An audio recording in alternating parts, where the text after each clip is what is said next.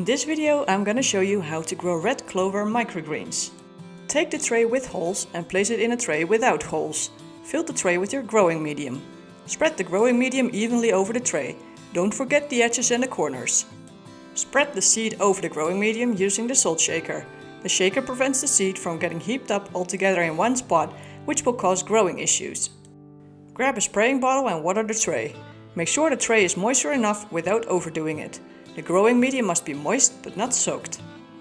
Now put the tray in the rack and let it be for the day. Day 1. Remove the weight from the top tray. Carefully remove the top tray and tap it onto the bottom one to remove any seeds that might be stuck. There's not much to see yet. Day 2. As you can see, the seeds now start germination. Day 3. It is now obvious that all the seeds started germination. Day 4. As you can see, there are small leaves appearing. Day 5. Let's see how our red clover microgreens are doing today. As you can see, more plants have grown tall enough to actually look like a miniature plant instead of a seed with a root coming out. Check the bottom for roots coming through the holes of the tray. If this is the case, spray the bottom tray with water to keep the roots wet.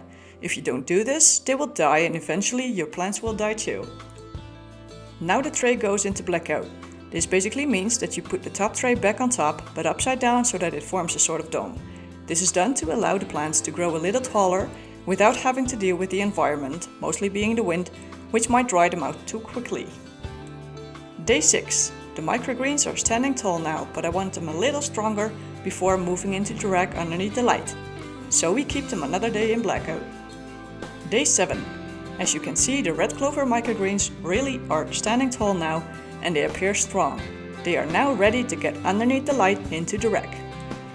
At this point you really want to start bottom watering, whether there are roots visible or not. Pour some water into the bottom tray. This will help keep the growing medium wet. Otherwise it will dry out too quickly by the ventilation fans. Leave the top tray uncovered and put it back into the rack. Day 8. The clover microgreens start to appear like real baby plants now, with their leaves unfolding and the plants actually turning green instead of yellow. They look strong and healthy, though a little dry. Water the bottom tray twice a day when you see this happening. Also, don't forget to continue misting the top tray. Day 9. The clover is growing fast. They recover nicely but are still dry on the edges. Day 10. The leaves are nicely unfolding. Day 11. Look at the change. They appear so much stronger now. The smaller edges are still dry. At this stage it's unlikely that they will recover. Nothing to worry about, as long as the rest looks good. You will have a great crop still. Keep checking and watering the tray twice a day. Day 12. We are waiting till the true leaf stage. They have almost reached it. Day 13. Harvest day already. The first true leaves already start to appear. In an airtight container, you can store them for about a week. Thanks for watching.